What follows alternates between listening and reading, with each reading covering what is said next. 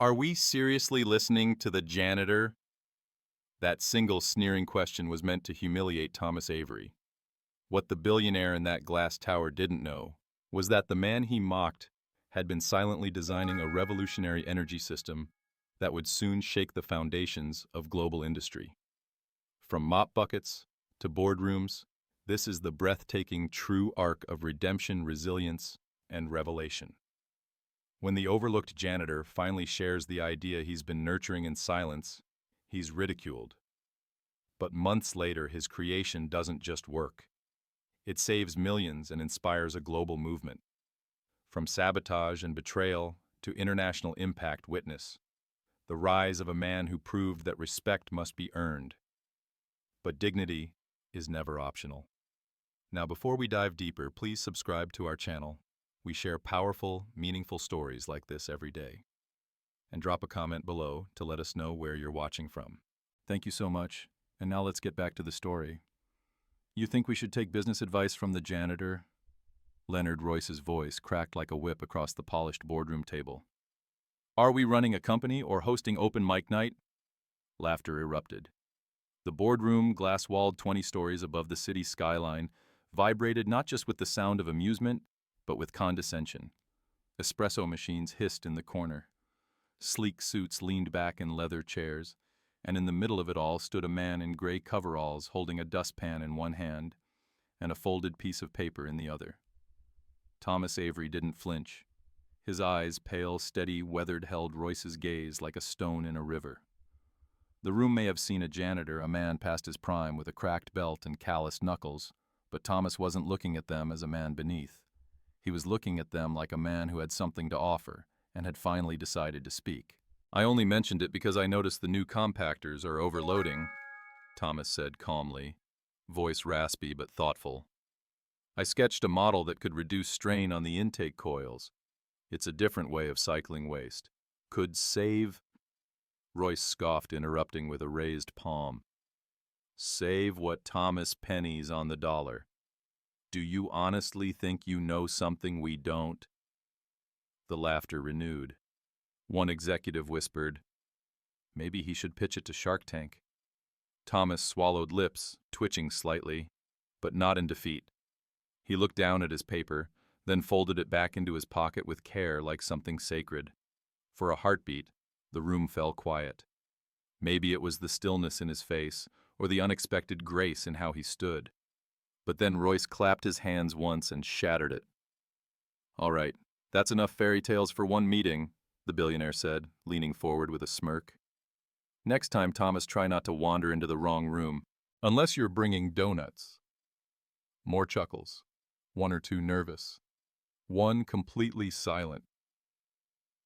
Maya Carter, a 23-year-old intern in the back, barely out of her grad program, sat frozen in her seat. Her eyes hadn't left Thomas since he spoke. Thomas turned to leave without another word. He didn't slam the door. He didn't hang his head. He simply walked out his boots, clicking once on the marble tile mop bucket, trailing behind like a reluctant pet.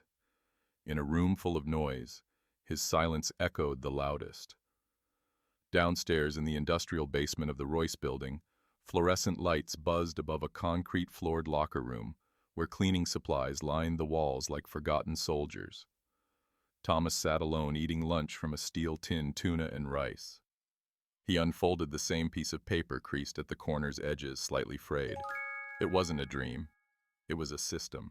A low-cost adaptive waste-to-energy loop he'd first envisioned 12 years ago, before his life took a turn. He stared at the diagrams hand-drawn in pencil with notes in the margins. Pressure differentials, coil calibration, efficiency, percentages. Not scribbles. Not fantasy. Engineering. He'd buried this design behind a mop for too long. His phone buzzed. He looked at it. Unknown number. He didn't answer. The memory came back without asking suits in another boardroom a lifetime ago. A betrayal by his own business partner. A company he'd helped build from the ground up, stolen from beneath him when he got too trusting, too kind. He lost everything. Wife gone. Career shattered. He took the only job that didn't ask questions, cleaning. He folded the paper again. Upstairs, the boardroom was still warm with smugness, but down here in the buzz of silence, something else stirred. Something quiet, sharp, and rising. At 4:00 p.m., as the executive floors emptied, Thomas walked the hallway with his cart. Maya was standing near the elevator pretending to check her phone. When he passed, she fell in step beside him. "Mr. Avery." He paused, surprised anyone here even knew his last name. I overheard everything," she said, eyes darting left and right. "That design, was that yours?" He looked at her, then nodded. "I'm studying environmental systems.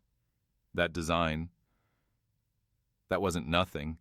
That was," she paused, lowering her voice, "a thermodynamic redirection loop, wasn't it?" Thomas didn't smile. He didn't need to. The nod came slowly, then a quiet, "You studied that? I'm doing my thesis on decentralized cleantech solutions." They stood there, two people from different floors, different worlds. But for a moment, something connected. She held out a small business card. "My uncle runs an old recycling facility outside town. They're about to shut it down. No one can fix the inefficiencies. If you're open to it, maybe I could help you try." Thomas didn't answer immediately, but then gently he took the card. His hands rough with years of labor, handled it like glass. Later that night, he sat in his garage, a place filled with spare wires, stacked crates, and a half-finished bike no one rode anymore. The walls were yellowed with time. In the corner, an old drafting table. He spread out the blueprint again, but this time he had Maya's tablet beside him. She'd uploaded CAD software and new simulation apps. Together, they began translating his sketches into models. One coil, one calculation at a time. Thomas hadn't felt alive like this in years. The math sang to him. The shapes aligned. Ideas long dormant clicked into place. Outside, the world saw him as the janitor. Inside, a forgotten engineer had started to breathe again. The sharp clack of a metal ruler against the drafting table echoed through the garage like the snap of memory. Thomas traced a smooth arc over the paper, his hand steady despite the tremor that came and went in his fingers. The pencil moved like it remembered paths his mind had buried years ago. Paths paved with ambition, then abandonment. Outside, the night sighed against the windows. Inside, Thomas's past unfolded, not just on the table but in his eyes. It had been 12 years since he'd worn a suit that wasn't borrowed. 12 years since his name appeared in a press release that didn't spell the beginning of a scandal. 12 years since the moment the friend he trusted most, Marcus Dell, looked him in the eye and quietly signed everything away. They were co-founders once. Two engineers with an idea to turn heat waste from industrial boilers into reusable energy for local grids. The idea was ahead of its time. The company Volterra Systems had shown promise. And then when venture capital knocked, Marcus answered alone. Thomas hadn't seen it coming. He was too busy in the lab testing tolerances. Too slow to read the legal fine print Marcus slid across the table. By the time he did, his shares had quietly vanished, and with them his name. The company rebranded. The story shifted. He became a footnote. Marcus rose. The betrayal hollowed something deep inside him, and from that day forward he stopped sharing ideas. Until Maya. She returned the next afternoon just after the sun began bleeding gold through the garage windows. Her backpack was filled with gadgets, her laptop power meters, a portable simulator, and a half-eaten granola bar she never remembered finishing. She arrived like energy, incarnate eyes sparking with curiosity, questions falling from her mouth faster than Thomas could answer. "Wait, so the first compression chamber reroutes before thermal saturation?" He nodded, watching her scroll through his notes, now digitized and alive on her screen. "And this isn't in any journal, any patent filing?" Thomas shook his head. "You built this from scratch." "I rebuilt it," he said quietly. It was clearer the second time. For the next 3 hours, they were no longer janitor and intern, but minds locked in motion. Engineer and apprentice. They tested virtual loads, rerouted flow structures, and even mocked a low-fidelity prototype using scrap piping and a salvaged heat regulator Thomas had saved from a demolished laundry plant 5 years ago. They worked until Maya's fingers trembled from typing, until Thomas forgot the ache in his knees. At one point, she looked up, eyes wide. "Do you realize what this could mean? Your system could reduce industrial waste costs by what? 40% minimum? That's before carbon offset credits." 63, he replied, "if the storage units are modular." That night, Maya sent a message to her uncle, who ran a struggling recycling facility an hour outside the city. Barely holding on through grants and patchwork machinery, she convinced him to let her and Thomas run a closed-system pilot, no cost to him. Just one test, one chance. The next morning, Thomas shaved. First time in weeks. A fresh button-down replaced his usual gray shirt. It still smelled like the closet it hadn't left in years. But it fit. As they drove to the facility, Maya chatted nonstop about green tech, her dream of launching a decentralized climate platform, how her immigrant parents taught her that dignity often came dressed as struggle. Thomas listened quietly, a flicker of something unfamiliar surfacing between his ribs. Hope. The recycling plant stood like a weary soldier on the outskirts of an industrial zone flanked by rusted towers and old signage. The staff were skeptical, but Maya's uncle Ramon, a soft-spoken man with sharp eyes, gave Thomas a firm handshake. "You bring tools." Thomas opened the van trunk. Pipes, schematics, coils, clamps. Ramon raised an eyebrow. "That's more than tools. That looks like someone who remembers how to build something." "I do?" Thomas said, for the first time in years, like he believed it. Over the course of 6 days, they rebuilt the flow routing for the waste intake unit. Thomas installed his coil compression chamber. Maya rewired the sensor array and programmed feedback into a tablet. By day 7, the entire processing loop closed without spilling heat or requiring secondary fuel. The test data was undeniable. Energy efficiency up 58%. Emissions down 72%. Operating costs sliced in half. Ramon stood with his arms crossed, staring at the console readout. Then he looked at Thomas. "Whatever this is, it works." He offered a deal, a limited run. Use his plant as a case study. If it went well, he'd vouch for it at the State Energy Board's upcoming pitch week. But before Thomas could answer, Maya stepped in. "Uncle," she said, "we're starting something. Bigger than just this plant. We're going to change the way companies look at waste. We're going to shake the system." Thomas looked at her, startled. "You don't want to license it?" Ramon asked. She looked at Thomas. "No, I want to build it. Together." Later that evening, back at the garage, Maya brought Chinese takeout and opened her laptop. She showed him something. A business plan draft. She'd called it Avery Systems. His name, not hers. "I think the world needs to hear your story," she said gently. He stared at it, unsure if he was ready. But Maya leaned in. "You've spent years sweeping other people's floors. It's time you shook their foundations instead." Thomas said nothing, but when she handed him a pen and pointed to the signature line, he didn't hesitate. The rain tapped softly against the windows of the old garage like it was trying not to interrupt. Inside the once dormant space now pulsed with motion.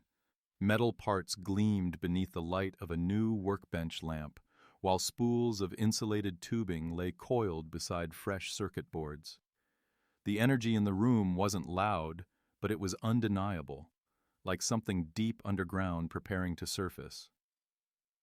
Avery Systems had no office, no website, no press release. What it had instead was results.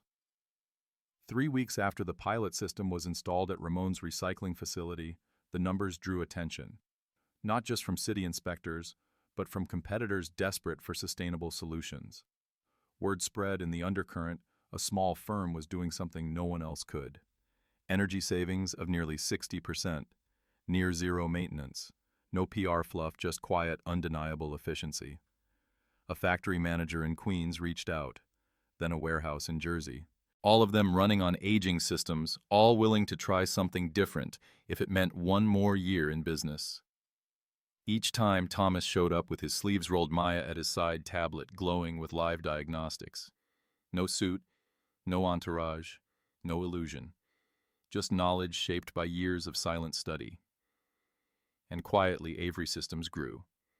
It was Maya who had the idea to submit their system to the Northeastern Sustainable Innovation Consortium, a group of private industries and government liaisons responsible for evaluating breakthrough technologies for mass industrial adoption.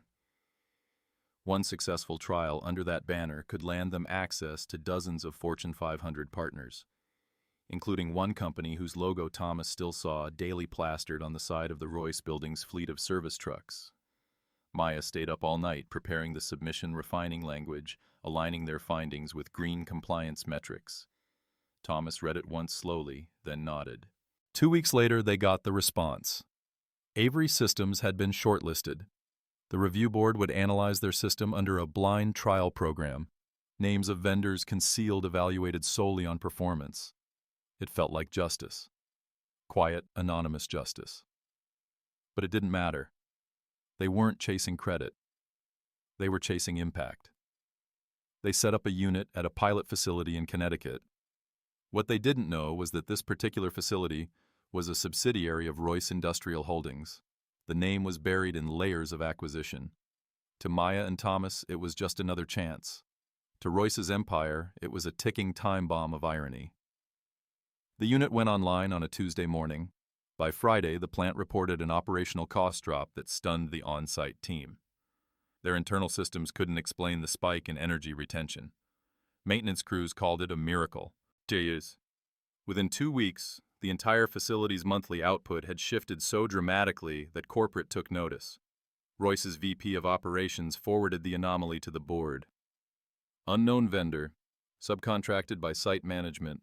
Whatever they're doing, it's working.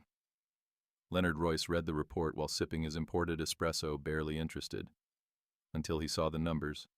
He adjusted his glasses and muttered, 62% no chance. He called an emergency review session for the following week. Every division was to report findings on this mystery tech. He wanted to see who was behind the curtain. Meanwhile, Thomas sat across from Maya in a quiet cafe, a worn cap pulled low on his head. They watched the pilot data stream across her tablet in real time. Bar charts rising like mountains, emissions dipping like waves. He stirred his coffee, barely drinking it. His voice was low. It's working better than I thought. Maya smiled. People used to laugh at Edison too. He didn't respond, but she saw the flicker in his eyes, a mixture of resolve and restraint. There was still something inside him that hadn't healed. Not fully. Betrayal leaves a residue no amount of praise can wash away. Back at the Royce building, the boardroom was no longer laughing. Royce circled a projection on the screen. This Avery system, who the hell are they? No one had an answer. Their procurement files listed the company as a local consulting partner. No profile, no PR, just performance. And it was spreading. Now 2 more of their satellite facilities were showing similar spikes. Royce barked, "Bring them in. I want a live demo. Full board attendance."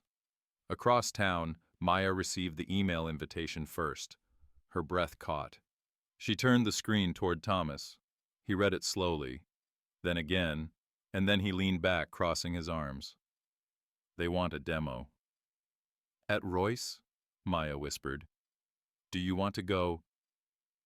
Thomas said nothing for a moment. Then, it's not about them wanting us, she nodded. It's about whether we're ready to be seen. He exhaled long and slow. The next morning, the rain had stopped. The city shimmered with that post-storm light that makes everything seem new. Maya walked into the garage to find Thomas dressed in dark slacks, a pressed button-down, and an old engineer's watch that hadn't ticked in years. But today it was set. 8:00 a.m. Sharp. He held a leather case in his hand. Inside the blueprints. The original ones. If we're going, he said quietly, we go on our terms. And Maya smiled, not because she doubted him, but because she never had. The air was sharp that morning, clean, crisp, and laced with the scent of spring trying to bloom through concrete. As Thomas and Maya stood at the threshold of the Royce building, the same glass facade that once reflected his humiliation now caught the light of something different, his return. He adjusted the cuff of his shirt. No jumpsuit, no mop. Just calm hands, a quiet mind, and a presence that didn't ask to be respected. It simply was. The receptionist barely looked up when they entered, but when Maya gave their names, her eyes widened. "You're from Avery Systems." Thomas simply nodded. The woman swallowed hard and reached for the phone. "They're expecting you." The elevator ride was silent, save for the soft hum of machinery and the click of Maya's tablet screen powering on. She looked over at him once, then offered a half smile. "They won't see it coming." He said nothing, but there was steel in his eyes. When the doors opened on the executive floor, Thomas stepped out first. It was almost exactly as he remembered it. Same curved walnut table, same skyline windows, same man at the head, Leonard Royce, lounging in a tailored suit, phone in hand, the smirk already forming like muscle memory. But this time the room didn't laugh. They didn't know who he was. Not yet. Royce rose, eyeing Maya first, young, polished, confident. Then Thomas. "Welcome," Royce said, glancing at the name on the invite again. "Mr. Avery." Thomas nodded once. "That's right." Royce extended a hand. "Glad you could join us. I hear your system's the reason our satellite plant's running like it stole a nuclear reactor." Polite chuckles. Forced. Thomas didn't shake his hand. Royce lowered his own awkwardly. "I've asked my board to be present. We're all ears. If what your system does can be duplicated across our global network, we're talking billions in savings. So impress us." Maya stepped forward, connecting her tablet to the wall monitor. Graphs began to bloom, color-coded spikes comparisons, before and after data overlaid with regulatory benchmarks. Her voice was clear, composed, surgical, but all the while Thomas stood silently beside her. Not passive, observing. Royce frowned as the presentation continued. "And this is all from one unit, no secondary power source. You're not cooking the books." "No," Maya said plainly. Royce turned to Thomas. "What's your background, Mr. Avery?" There was a pause. Then Thomas looked directly at him. "I used to be an engineer. I built one of the first modular thermodynamic feedback systems in the state, until my partner took the company and left me out of the story." The room stilled. Royce narrowed his eyes. "What company?" "Volterra Systems." A sharp intake of breath from one of the older board members. "I remember that. They made headlines. Tech stolen, wasn't it?" "Not stolen," Thomas said. "Signed away. Betrayed." Now the silence wasn't just respectful, it was uncomfortable. Royce shifted in his seat, trying to recover his posture. "Well, it seems you've bounced back." Thomas looked around the room, letting the weight of the moment settle. "No," he said. "I didn't bounce back. I dug. Through shame. Through silence. Through every door that was slammed in my face because people couldn't see past the uniform I wore." Maya said nothing, but her hands clenched at her sides. Thomas took a step closer to the table, placing a small black case in front of Royce. "These," he said, opening it, "are the blueprints. Original concept evolved, field-tested, scalable, legally protected, and currently running in 4 facilities, none of which belong to you." Royce opened the folder, skimming the pages, the color draining slightly from his face. This isn't just a waste reduction system. This is energy rerouting, heat feedback, material recovery. This is..." He trailed off. "This," Thomas said softly, "is what you laughed at. Remember?" The room froze. A younger board member squinted. "Wait, are you saying..." Thomas turned toward him. "A few months ago, I walked into this boardroom by accident. I was cleaning. I mentioned an idea. Mr. Royce laughed, called me comic relief." Gasps, glances exchanged. The tension became visible in the air-like static before lightning. Royce paled. "That was you," he said slowly, recognition finally piercing the fog of his own arrogance. You were the janitor. No, Thomas said. I am the janitor. I never stopped working. I just started building while I cleaned. He turned to Maya, with the right person beside me. Maya tapped a final slide onto the screen, a heat map showing projected savings across the Royce network if Avery systems were implemented globally. A number flashed at the bottom, $312,000 in 5 years. An audible murmur swept the room. One executive leaned forward. Why haven't we heard of you until now? Thomas's eyes locked on Royce. Because the people who need to listen usually don't. Royce stood up, trying to reassert control. Well, Mr. Avery, let me be the first to apologize. But Thomas raised a hand. I didn't come for your apology. Royce blinked. I came to offer you a second chance. One chance. We license our tech to you full transparency royalties agreed upon. But if you turn us down again, I'll walk down the street. I have 2 more offers pending. Royce sat stunned. Why offer us anything? One board member asked, confused. After what happened, Thomas's voice didn't waver. Because dignity isn't about vengeance. It's about choice. And I choose not to be small, even when others were small to me. No one spoke. Then one by one, board members began to nod. Royce said nothing. For once, he had no comeback. Thomas reached forward and gathered the blueprint folder. I'll give you 48 hours. After that, the offer goes away. And you'll still be saving pennies while we change the world. He turned. And this time, when Thomas Avery walked out of the Royce boardroom, the only sound was the closing of the door and the stunned silence he left behind. The glass door whispered shut behind them. For a few seconds, the corridor outside the Royce boardroom was eerily still, like the air hadn't yet caught up with the moment that had just detonated.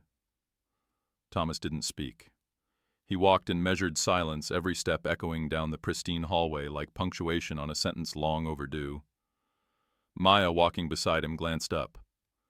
He looked taller somehow, not physically, but as if something invisible had straightened inside him. Not revenge, not pride, just peace. The elevator arrived with a soft chime. They stepped in. As the doors closed, Maya exhaled. I think you just turned a skyscraper into a glass house, she murmured. Thomas didn't smile, but his eyes had softened. I didn't break anything, he said. I just held up a mirror. Back on the ground floor, the lobby staff, who once never noticed the janitor, now paused mid-task, watching him as he passed. Something unspoken rippled through the space. Recognition wasn't always loud. Sometimes it lived in silence. A nod, a glance, a shift in posture.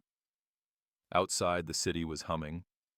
The sunlight hit the pavement with late morning warmth, and the usual rush of taxis and foot traffic pushed forward like nothing had changed. But everything had. Maya reached into her bag and handed Thomas her phone. You should see this. It was a tweet. Then an email forward. Then a chain of messages. Somehow, no one knew how yet, a snippet of the boardroom exchange had leaked, not video, just audio, just enough. Thomas's calm voice. The line about dignity not being vengeance. The quiet way he said, I choose not to be small. The clip had already hit over 100,000 views. By the time they reached the garage later that afternoon, it had crossed 300,000. Thomas set the blueprint case down and removed his shirt. He pulled on his old work vest, not because he had to, but because the shop was dusty and his hands still needed to build. I didn't expect all this, he muttered, watching the numbers tick upward on Maya's screen. She grinned. Maybe the world's just tired of billionaires thinking wisdom only wears suits. That night, the calls started coming. First a clean tech fund out of Chicago, then a logistics company based in Atlanta. By morning, a consortium in Europe reached out asking if Avery Systems would consult on energy retrofits. Each conversation was handled with grace. Maya took point on logistics. Thomas spoke when the topic turned technical. But he never raised his voice, never sold the sizzle. Just facts, just vision. And people listened. Meanwhile, inside the Royce building, the silence that had followed Thomas's exit hadn't lifted. Royce sat in his office with the blinds drawn, rereading the final slide Maya had left behind. That number, $312 million, was now a figure dancing across his mind like a verdict. But it wasn't just the money, it was the room's reaction. The board hadn't defended him, hadn't laughed with him. They'd watched him freeze. And now his inbox was full of articles mentioning the janitor who changed the game. At first he considered burying it, buying the patent, silencing the brand. But then the legal team returned with bad news. Everything was ironclad. Avery Systems had filed for protection months ago. Public, transparent, untouchable. Royce leaned back in his chair, staring at the ceiling. He had mocked a man who now held the key to his company's next 10 years. 2 days later, the board voted unanimously to accept Thomas's licensing terms. But the call came late. Maya answered, listened, then passed the phone to Thomas. Royce's voice was clipped. We're ready to move forward. Full adoption. Top-tier contract. We'll match any offer. Thomas was quiet for a long time. Then, I gave you a chance to listen. You chose to laugh. Now the listening comes at a cost. Royce said nothing. I'll honor our proposal, Thomas continued, but it'll be through our terms, through Maya, through the new guard. And with that, he hung up. The next month was a blur of momentum. Avery Systems launched a redesigned interface for mid-market clients. Maya led seminars. Thomas began mentoring 2 young engineers fresh out of school, one from Detroit, one from East LA, both who'd grown up watching parents clean the buildings they now hoped to redesign. And on a quiet Saturday morning, standing alone in his garage, Thomas finally unfolded a letter that had sat unopened for years. It was from Marcus Dell.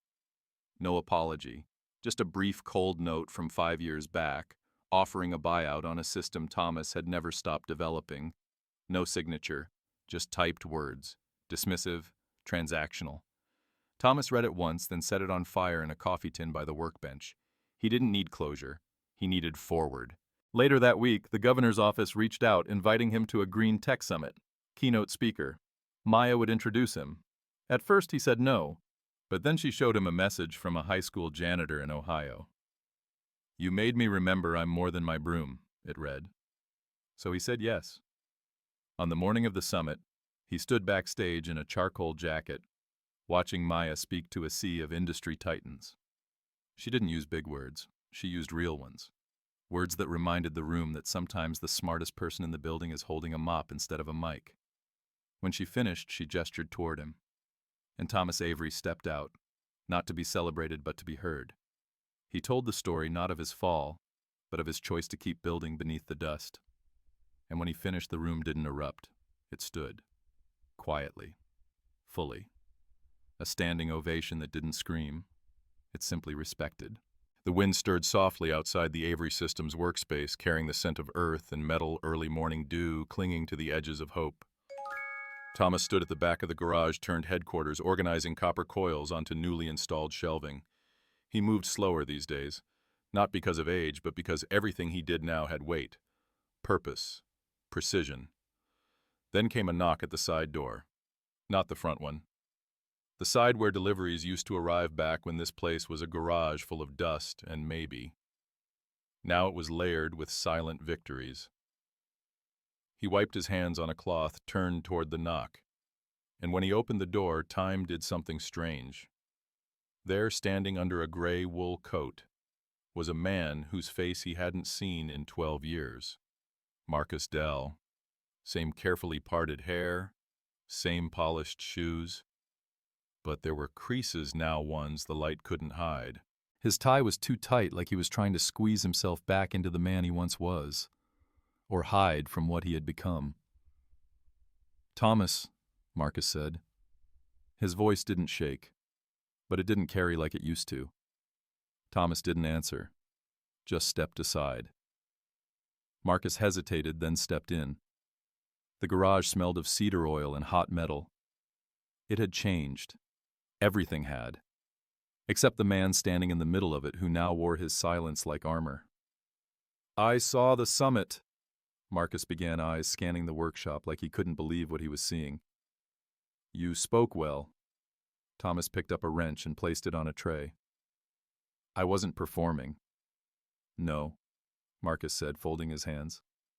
"You never were." There was a pause so thick you could slice it with a blade. "I wanted to say—" Marcus started, then faltered. "I wanted to explain." "You did," Thomas said, turning to face him. "Years ago, with a signature." Marcus's jaw clenched. "I was under pressure," he said, the words falling too fast. "The VCs were circling.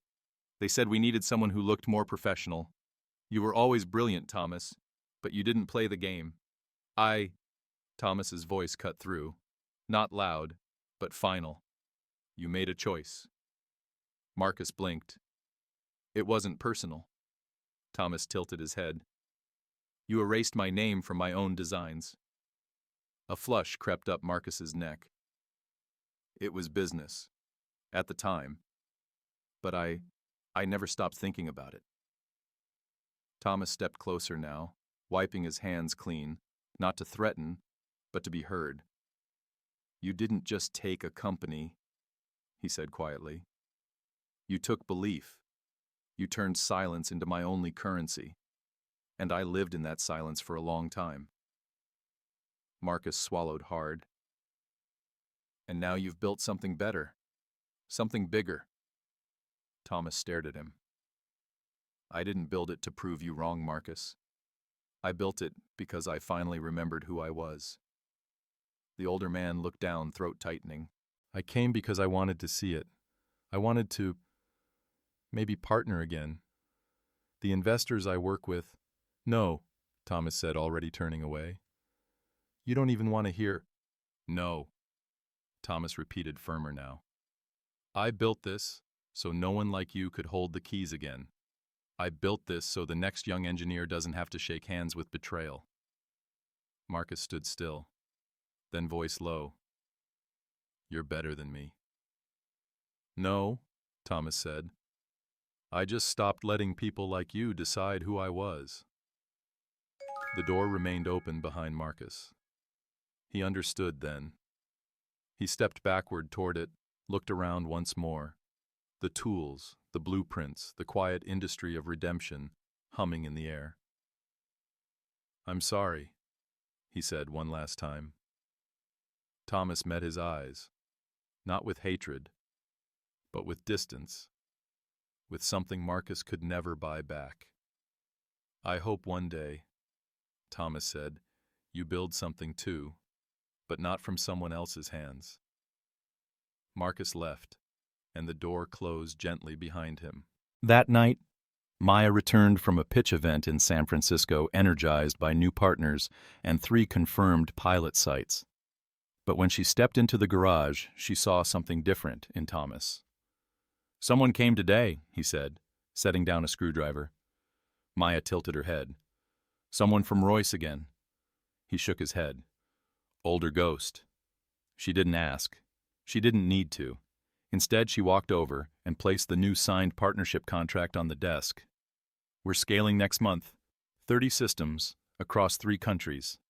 Thomas looked at her, a quiet pride in his chest. Not loud, just full. "Good," he said. "Let's make sure they're ready." As the night drew on, he sat alone for a while watching the blueprints on the table. The same ones that had nearly been forgotten. Now updated, digitized, and alive in places he hadn't even visited yet. He didn't need a stage or a microphone. He had steel, fire, paper, and finally his own name unshaken. Avery Systems was no longer just a company. It was a promise. The storm came quietly, not with thunder or broken glass, but in the form of a sleek email marked urgent from an international conglomerate, Triaxis Global Energy, offering a multi-year partnership that could catapult Avery Systems into the center of the world stage. It was everything startups dreamed of, and everything that could undo them. The deal proposed a pilot rollout of Thomas's system across 43 sites in 5 countries, a $40 million initiative with scale, visibility, and hidden traps, the kind written in between lines of legal optimism, the kind that had once stolen his past. Maya read the contract first, seated at her desk beneath a narrow lamp. Thomas leaned over her shoulder, reading in silence, a deep stillness in his frame. The last time someone offered him that many zeros, he lost his name. "This clause," Maya muttered, pointing to a paragraph buried in subtext. "They're trying to get joint ownership on future patents." Thomas didn't flinch. "They want the soul," he said, "not the system." "We could fight it," Maya said. "Rewrite. Push back." "We could," he said, "but if we do, they'll test us." And they did. Within a week, a Triaxis-affiliated supplier leaked a false report questioning the durability of Avery Systems' waste coil compression chambers. The leak sparked chatter in trade forums. Stockholders of smaller clean tech firms began pulling investments, unsure what was real. Then came the media whisper, an anonymous source claiming Avery's designs were untested, unlicensed copies of outdated tech. Maya slammed her laptop shut one afternoon. "They're trying to kill us before we can even stand." Thomas leaned against the wall, arms folded. "That's not a surprise. Revolution doesn't ask for permission, and neither do the people trying to stop it." She looked at him. "So what do we do?" "We open the doors," he said. And that's exactly what they did. Instead of hiring crisis PR or issuing empty denials, Thomas and Maya invited journalists, engineers, and environmental regulators to their worksite. Open floor, open plans, open performance dashboards. They didn't spin, they showed. Avery's system wasn't just working, it was exceeding every benchmark. Emission reductions, energy savings, real-time repair metrics. Within 10 days, 2 independent reports cleared the company of all false allegations, and Triaxis' smear attempt backfired. But Thomas wasn't done. He scheduled a live demonstration streamed across 5 continents. A facility in Louisiana that had been hemorrhaging costs for over a decade installed the Avery system overnight. Viewers watched as the gauges recalibrated in real time. Emissions fell, efficiency spiked. No tricks, no edits. The broadcast hit 1 million viewers by midnight. The next morning, Forbes ran the headline, "The Janitor Who Outsmarted the Giants, Avery Systems Goes Global." And for the first time in Thomas's life, the world didn't just notice. It stood up. But with visibility came vultures. A major investor from Triaxis, a man named Calder Rowe, a polished executive with a taste for monopolies, invited Thomas to dinner in Manhattan. The venue was a rooftop restaurant lit like a jewel box, all shadowed corners and plated smiles. Maya didn't go. She said, "This one's yours." Thomas arrived alone. Rowe greeted him with a tight handshake and a grin too wide. "You've built something remarkable, Mr. Avery," he said, sipping his wine. "But remarkable things rarely stay independent." Thomas raised an eyebrow. "That a threat?" Rowe laughed. "It's an observation. There are players in this space who don't like disruption. They don't want to compete. They want to own." "I've been owned before," Thomas said, calmly. "Didn't care for it." Rowe leaned in. "Everyone has a price." Thomas leaned back. "Not everyone." A pause. Then Rowe's smile dropped. "You should know," he said slowly. "The last company that turned us down got bled dry through patent attrition and cross-market sabotage. Legal, of course. Just overwhelming." Thomas met his gaze with something colder than steel. "You came here to buy fear," he said. "But all I have to sell is fire." Rowe didn't laugh this time. He just picked up his check, signed it, and left without shaking hands. The next day, Avery Systems' boardroom was buzzing, not with fear, but focus. Thomas stood at the head of the table, Maya beside him, and a wall of engineers, analysts, and advisors, many of whom had once been underestimated themselves, filling every seat. "We're not going to bend," he told them. "We're going to build." That week, they launched Avery Academy, a training initiative to teach their system to engineers from underserved communities, veterans, and ex-incarcerated workers looking for redemption through skill. "Knowledge isn't leverage," Maya said during the launch. "It's legacy." By the end of the quarter, they had 10,000 applicants. Triaxis made no further threats. It didn't have to. The world had already chosen a side. The night was still humming, only with the low rhythm of wind against the glass. Inside Avery Systems' global office, a modest wood-paneled workspace lit with soft LED halos. Thomas sat alone.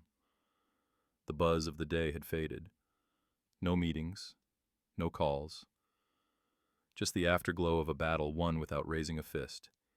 He leaned back in his chair, stretching old shoulders that had carried too many years of silence, and opened his laptop, not to review contracts or projections, but to answer emails Maya had flagged for him. The fourth one was different. The subject line read, "You don't know me, but you saved me." He clicked. The email was written in broken English, but the message carried no confusion. It came from Elijah Kemboy, a 19-year-old apprentice engineer in Nakuru, Kenya, working at a rural waste facility with no formal training, no budget, and no blueprint, until 3 weeks ago, when he discovered a translated transcript of Thomas's summit speech. Elijah explained that using screenshots of Avery's open-source diagrams, he and two friends had built a rudimentary version of Thomas's system out of discarded farming parts and bicycle coils. It wasn't perfect, but it worked, reducing their power loss by half. Then Elijah wrote, "Before I saw your story, I thought my place was to survive. Now I think maybe I am here to fix things too." Thomas sat very still. He read the message 3 more times, then slowly closed his eyes. He had built this company to prove that no one's genius should be buried beneath class or title. But this was different. This wasn't just redemption. This was ignition. The next morning, he walked into Maya's office, still holding the printed email. "I want to talk to him," he said. And they did. A week later, over a shaky video connection, Thomas and Elijah spoke. The boy sat on a milk crate, grinning ear-to-ear wires tangled in the background like vines. His pride wasn't loud. It was luminous. "You built that?" Thomas asked. Elijah nodded. "With some old engine parts. We welded a casing from a truck battery. The turbine is loud, but it moves." Maya listened, in occasionally scribbling notes, until Elijah's screen froze mid-sentence. The connection dropped, but the impact didn't. That evening, Thomas walked to the drafting table in the back of the garage, the same one that had once held his forgotten future, and began to draw again. Only this time, not for Royce, not for investors, not for market share. He drew for the ones who hadn't been invited to the table. In 2 weeks, Avery Horizon was born, a division of the company dedicated to micro-grants training programs and low-cost system blueprints for remote innovators across developing nations, all open access, all built on trust, mentorship, and the belief that brilliance wasn't a luxury, it was a seed. Elijah became the first fellow. By the end of the month, 12 others joined, young engineers from Laos, Bolivia, Sierra Leone, and Mississippi, each with nothing but rusted parts, hunger, and hope. Thomas didn't advertise it, he just showed up. Virtual calls, blueprint reviews, quiet donations of tools, laptops, and most importantly, his time. He no longer needed a stage. He had a circle. One night, Maya found him asleep at his desk, surrounded by sketches and emails from dozens of time zones. She covered him with a blanket, then glanced down at one of the printouts in his lap, a hand-drawn version of the Avery system, in crayon, labeled in French, built by a 12-year-old girl in Senegal. She had named her machine Thomas. Maya pressed her hand to her mouth. The next day, she told Thomas, "You didn't just build something useful, you built a mirror." He looked at her, puzzled. She smiled. So kids like her could finally see what brilliance looks like when it wears their face. She said. That afternoon, they made another decision. Avery Systems would remain private. No IPO, no public sale, no outside control. It wasn't a ladder anymore. It was a bridge. That evening, as the sun slipped beneath the skyline and painted the workshop walls in amber, Thomas stood before a freshly mounted plaque outside the training room. It read, "For the ones who were told to stay quiet. You were never too small. They were just too loud." And beneath that, in smaller letters carved in steel, TA. Not for ego, but for remembrance. Because while the world had finally listened to the janitor, he had chosen to speak for the rest. It started with a blinking cursor. At first, just a routine system alert from the Louisiana plant high thermal flux on a secondary coil. A small warning, easily dismissible. But Thomas didn't dismiss it. His instincts never shouted, but when they stirred, he listened. He pulled the report from the database. The heat signature didn't match any of their known models. The numbers spiked again an hour later. Then a third time, this time accompanied by a subtle software irregularity. It wasn't a mechanical issue. It was someone inside the code. By dusk, Avery's Louisiana plant had gone offline. Thomas stood motionless before the screen, a rare stillness overtaking him, not the silence of calm, but the silence before thunder. Maya arrived moments later, breath caught in her throat as she scanned the logs. This isn't failure. This is intrusion. They both knew what that meant. Sabotage. Not industrial, not crude. No, this was surgical. A deliberate insertion clean hidden beneath lines of benign updates. And the signature untraceable. Almost. Thomas spoke without turning. "Get me Elijah." Within hours, the virtual room was filled voices, crackling from 5 continents. The young minds Thomas had mentored, faces lit by dim rooms and dusty sunlight. Elijah, now sitting in a small community lab in Kenya, leaned forward. "I saw this pattern last year," he said. "During a regional blackout. It mimics grid correction, but it's a cloaked override." Another young engineer from Bolivia chimed in. "It reroutes the cooling protocol, then stacks false logs to delay detection." Maya ran her fingers through her hair. "They're not just attacking the plant. They're trying to discredit the entire system." Thomas knew who it was. Not a name, but a type. The old machine of control, the same one that laughed when he first spoke and now panicked because he wouldn't stop building. He leaned in. "Let's fix it." The next 36 hours were a blur of movement. Elijah and his team reverse-engineered the hostile code and fed Maya a counterpatch. The fellow in Laos ran a real-time firewall overlay and caught a second intrusion attempt. Maya coordinated between time zones like a general at war, voice hoarse, eyes burning, will unshaken. And Thomas? He moved slowly, deliberately, from one screen to the next, testing every line of code like it was a thread in the fabric of something sacred. Because it was. Avery Systems wasn't a tech company anymore. It was a tapestry. Every line of code was someone's name. Every coil was someone's second chance. And every attempt to destroy it now was personal. By dawn, the Louisiana facility came back online, quietly, without fanfare, but not without proof. They traced the breach to a proxy server owned by an investment firm with shadow ties to Triaxis. They could have sued. They could have gone public. Instead, Thomas and Maya did something else. They told the truth, not in a press release, in a classroom. They released a full breakdown of the cyber attack disguised not as a scandal, but as a case study. They turned sabotage into syllabus. Within a week, 5 universities adopted the Avery Protocol into their engineering ethics courses. The world didn't just listen this time. It applauded. But behind the applause was something deeper. Respect. Because when the storm came, Thomas hadn't raised his voice. He had raised an army. Of the overlooked. The underestimated. The told no and pushed aside. And it wasn't just Elijah or Maya anymore. It was everyone who had once been locked out and now held a key. The kind of key no one could copy. At the next horizon, fellows meeting, a 14-year-old girl named Beatrice from Sao Paulo said something that made Thomas pause. "You didn't just teach us how to build machines," she said. "You taught us how to stand without asking."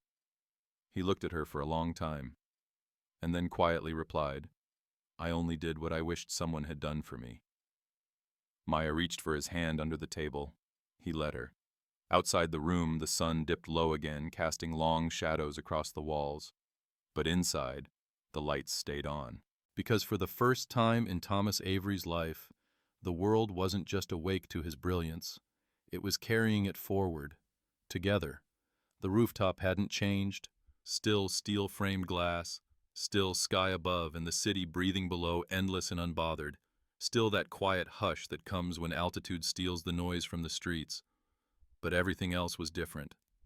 Thomas Avery stood near the edge, not close enough to tempt fate, but far enough to see how far he had climbed. Not in floors, in faith. In the far corner, chairs had been arranged. Nothing fancy. Just a semicircle of seats rows filled with people who once saw him as invisible, or never saw him at all. Industry leaders, journalists, philanthropists, former skeptics, and one man with a gray beard and a Rolex who kept shifting uncomfortably in his seat. Leonard Royce. He'd come quietly, not invited, not asked, just present. He wasn't the same. His name no longer opened doors with the same swing.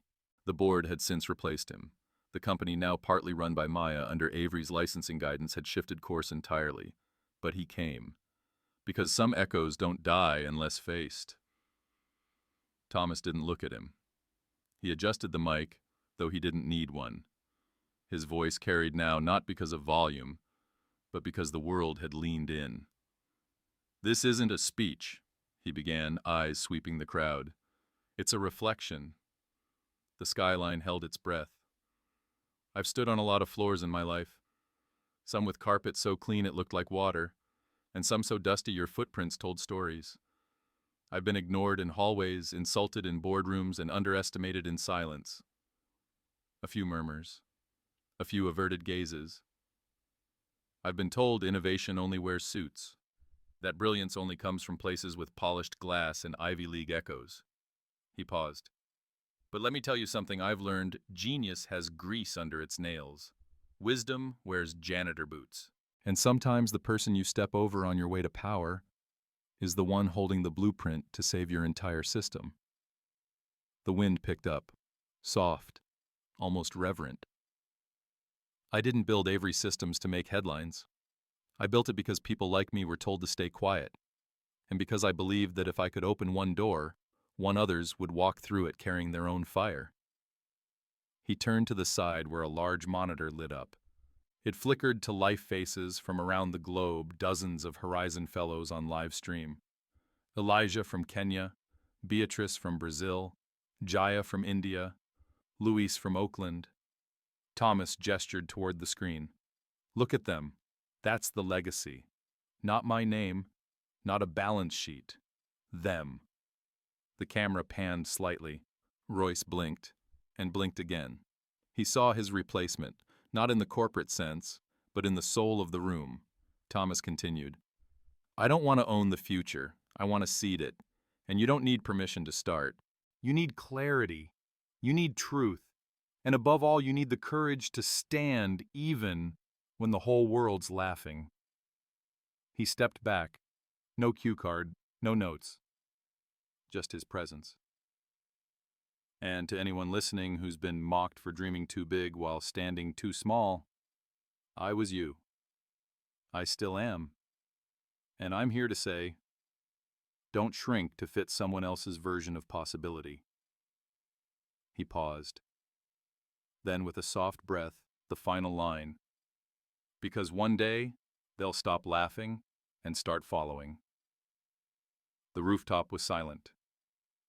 Then came the applause, not explosive, not performative, but rising, slow, real, deep from the chest.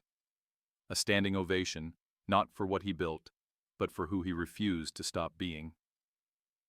Maya stepped beside him, eyes glassed with pride, hands slipping into his, with a grip firm as iron. He turned once, just once, toward Royce. The man nodded. Not an apology, a concession. Because the world had finally turned. And this time it wasn't circling the same old names. It was rising towards something built not on control, but on courage. Later that night, Thomas returned to the garage. It was empty now, mostly used for nostalgia, but he liked it that way. He sat at the old drafting table, the wood still scratched from years of quiet frustration. He took out a fresh page, and for the first time in a long time, he drew something entirely new. Not for patents, not for praise, but for the next janitor, the next Elijah, the next unseen spark. Because somewhere out there someone was sweeping a floor with an idea in their head. They were too afraid to speak aloud. And they deserved a world ready to listen. Sometimes the most powerful voice in the room is the one that was never invited to speak. Thomas Avery wasn't trying to build an empire, he was trying to be heard.